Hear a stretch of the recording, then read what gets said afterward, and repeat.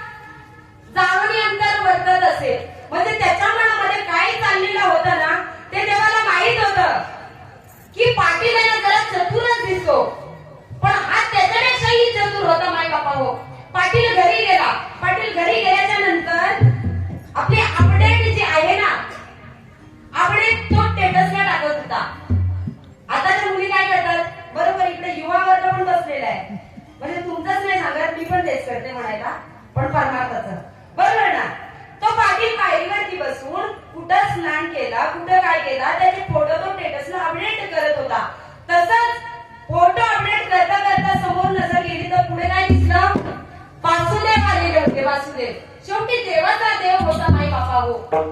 तो त्या पाटलाच्या दारासमोर गेला आणि पाटलाने त्यांना न बघण्याचं कारण केलं आणि घरामध्ये निघून गेले. घरामध्ये गेले आणि त्यांच्या बायकोला सांगितलं, माझे सौभाग्यवती तुला एक सांगतो ते कर.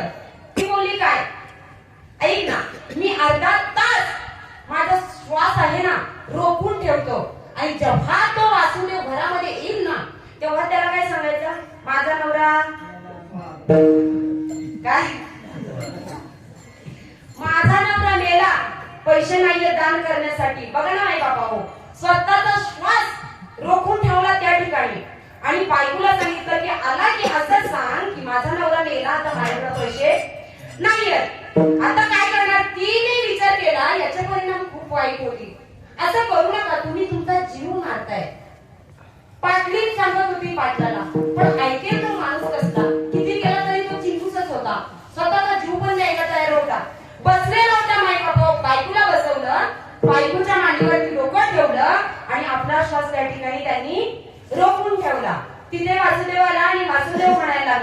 दान पावलो हो, दान पावलो हो, दान पावलो हो, दान पावलो हो. तेव्हा पाटलीने काय सांगितलं? पाटली एवढी जोर जोरात रडायला लागली, एवढी जोर जोरात रडायला लागली. महिला मंडळ रडायला सांगायला लागतं का हो? हसताय का? महिलांच्या रडाईचं सांगायला लागत नाही. त्याचप्रमाणे ती पाटली बसलेली होती आणि मोठ्यानं रडत होती. काय? मोठ्यानं रडत होती. आणि वासुदेवाला काय सांगितलं? वासुदेवा, अहो बघा ना, कालच माझा नवरा आळंदीला गेला, तिथं स्नान वगैरे करून घरी आला, पण अचानक त्यांना छातीमध्ये चमक आली आणि त्यांचं निधन झालं. म्हणजे मेल्यापणी, जिवंतपणी त्यांनी त्या नवऱ्याला मारलं. आता वासुदेव बोलतात, आलोय ना, तू काळजी करू नको, मी आहे समर्थ. काय सांगितलं? मी आहे समर्थ, आलोय ना मी, तर तुझ्या नवऱ्याची मातीच करून जातो. काय सांगितलं? तुझ्या नवऱ्याची मी मातीच करून जातो. तेव्हा पाटील अजून घाबरला माय बापा हो. श्वास रोखून धरलेला तो वेगळाच. आणि वासुदेव जसा बोलला ना की मी तुझ्या नवऱ्याची मातीच करून जातो, अजून पाटील घाबरला. पण पाटील उठला नाही. उठलं तर पैसा जाईल, बरोबर ना? पाटील उठलं नाही. 4 चौघजण आले, दाराच्या बाहेर काढलं, त्याला आंघोळही घातली तरी पाटील उठला नाही. उठलं तर बोलत जरा, उठलं तर पैसा जाईल, तरी पाटील उठला नाही. 4 चौघांनी थेरडी रचली, त्या थेरडीवरती ठेवलं. चौघांनी 4 खांदे दिले धनासाठी. हो, धन तुका म्हणे, धन जन धनासाठी देती प्राण, या विषयावरती आपण बोलतोय. 4 चौघांनी खांद्यावरती घेतलं. रस्त्याने जात असताना लोक बोलतायत राम नाम सत्य. लोक उठून येतील, खरंच सत्य झाले काय का? लोक बोलायला लागले राम नाम सत्य. हे बोलतोय पाटला 13 पैसा वसूल आहे, तरी पाटील उठत नाही. उठलं तर पैसा जाईल. हा, स्मशानभूमी जवळ गेला पाटील, स्मशानाजवळ गेला तरी पाटील उठला नाही. उठलं तर पैसा जाईल. बघा ना, धनासाठी स्वतःचा जीव द्यायला स्मशानावरती नेलं, त्याचंही काही कौतुक नाही.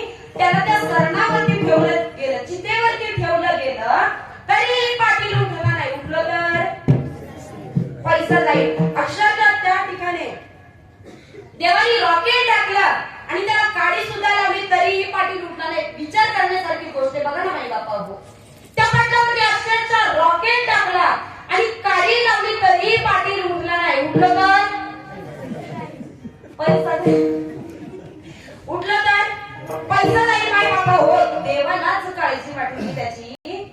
देवाने सांगितलं उठ पाटला.